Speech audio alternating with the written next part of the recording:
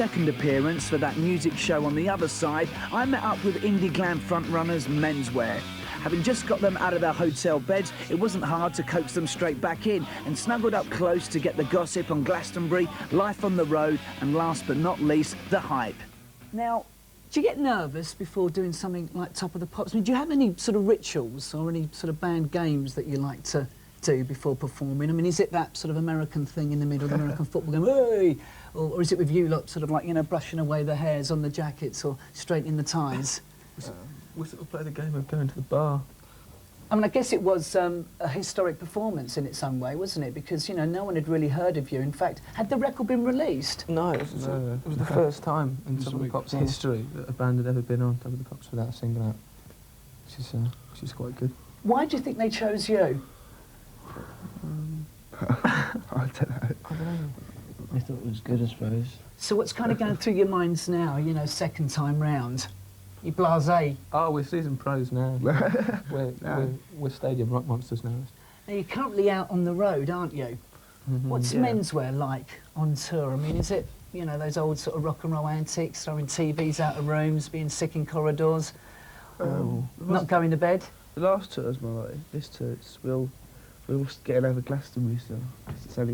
We only started yesterday or the day before, and Glastonbury finished Sunday, so we're sort of still hungover from Glastonbury. It was a bit of a hectic weekend, and after playing in front of like that many people, you've got to readjust yourself to going out on tour and playing like slightly smaller places. So it's still good.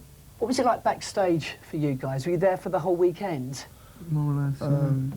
I got there Saturday night, but Simon got there like 10 o'clock Friday morning, I'll say, and he The early up, bird? Yeah, stayed up for like the whole weekend and messed his throat up.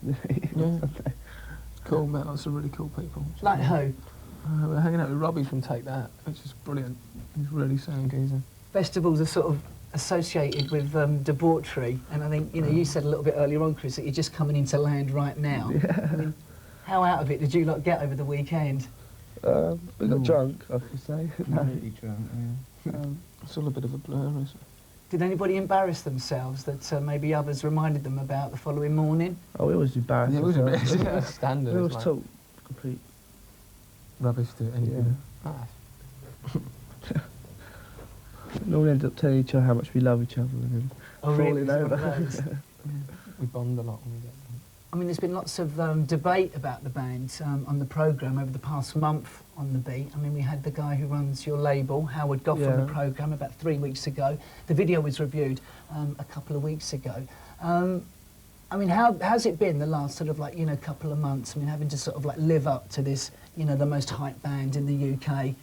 Does it worry you? I mean, I thought it really pissed me off when we called the most hyped band in the UK, because you get bands like Gene, really good bands. I've had like 2 Enemy covers and 3 Made to Make covers and more press and Enemy and Made to Make a Weird Band.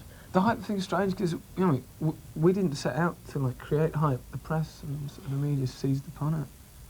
And then they criticised us for like us getting it. It's like, well, you gave it to us in the first place. If you don't want to like have it, then don't start it. So I don't know. I think we're quite easy targets, really. Yeah. Being so young and all.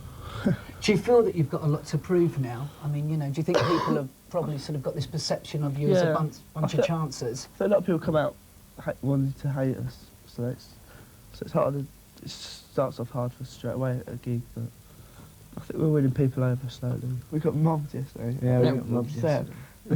We've done the last call and the whole crowd just ran out, so we had to run off. We got our first stage invasion. To run off. People trying to get into the bus afterwards and everything.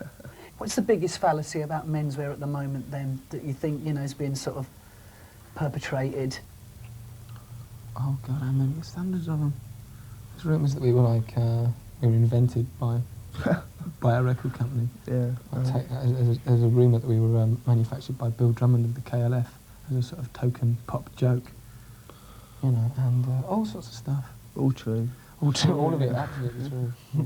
What can we expect from the album? I saw one quote which said something like it's going to be a collision between Nevermind the Bollocks and Hunky Dory.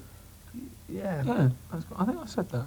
That's not bad, that. Good one. I'm not crapping with it. I think a lot of people are just sort of expecting some sort of small-time 3-minute punk song. 3-minute spiky pop songs thing. We've tried to sort of get past that a bit, try and do some like more. We've got one song that sounds like a West Coast sort of Eagles song. Yeah, we've got All like the harmonies and stuff. full orchestra arrangements on some stuff, which is just not what people would expect. Along with some like rocky numbers and some more pop stuff, some weird stuff, quite diverse.